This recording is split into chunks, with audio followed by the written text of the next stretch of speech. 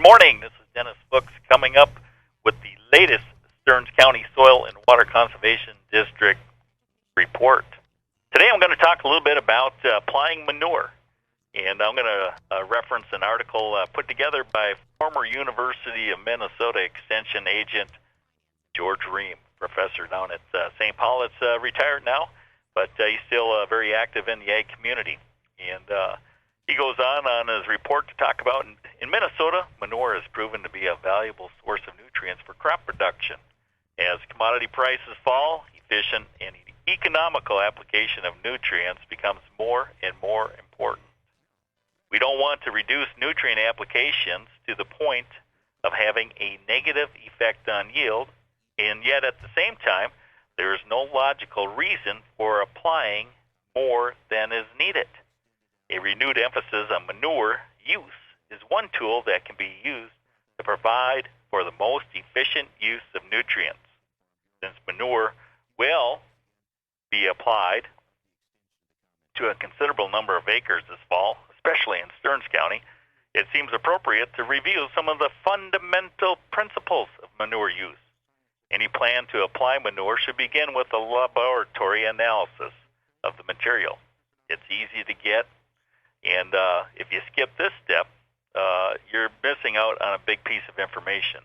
The nutrient concentration of manure does change with animal species and diet, and an analysis of manure is not expensive, but the information obtained can have a substantial impact on the rates of manure applied. There are several laboratories that will provide a rapid analysis of manures, and a representative sample is all that is needed.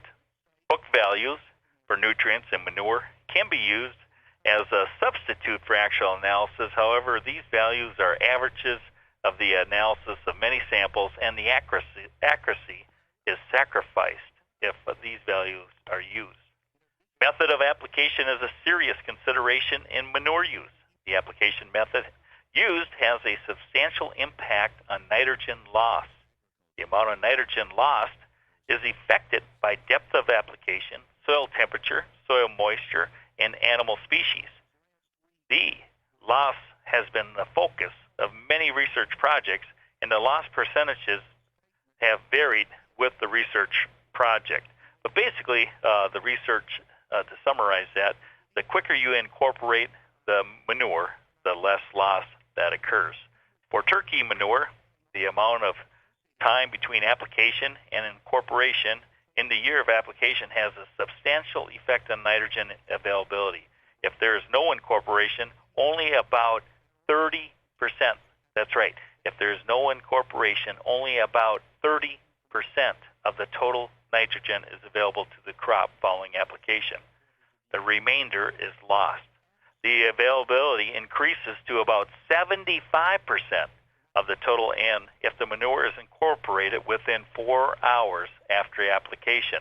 This time interval between application and incorporation is not important in the second and third years after application. The residual effects of manure in these years can be detected with a soil test.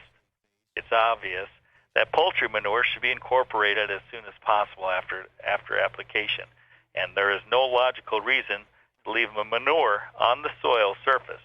This practice simply reduces the effectiveness of the manure while increasing the risk of having a negative impact on environmental quality.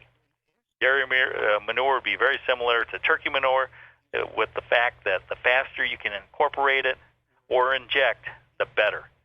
The manure needs to be incorporated or injected. That minimizes soil loss of leaving it on the surface or volatilization of your nitrogen, which is very much needed by your crop.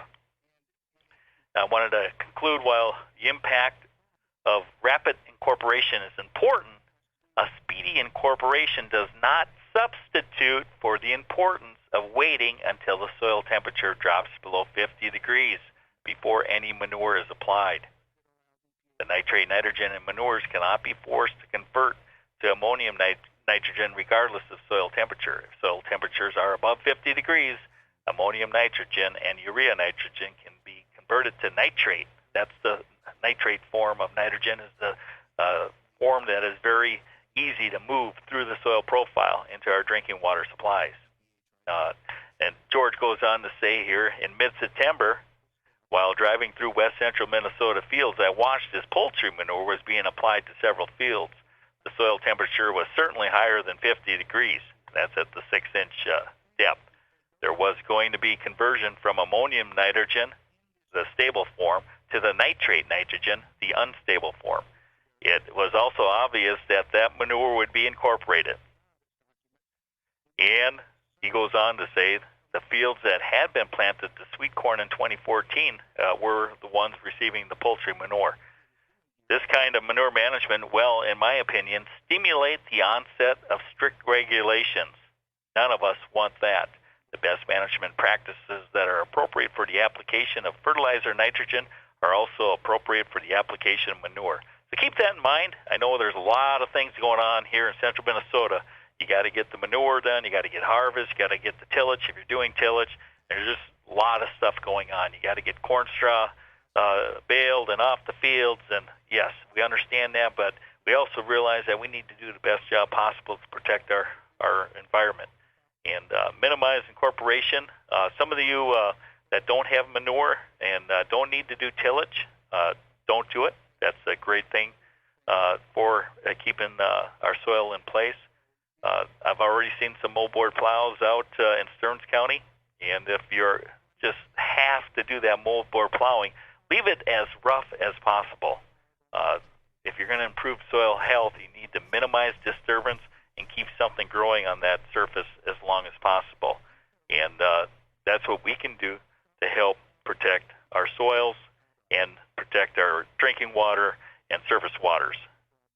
And I just want to conclude by saying make sure that everybody has a safe and productive harvest, and also as not only for crops, but with today being the opener of the pheasant hunt, be safe out there. And thank you, Bubba, for hosting our annual hunt in the St. Martin region. All right, with that, this has been Dennis Fuchs with the Stearns County Soil and Water Conservation District Update.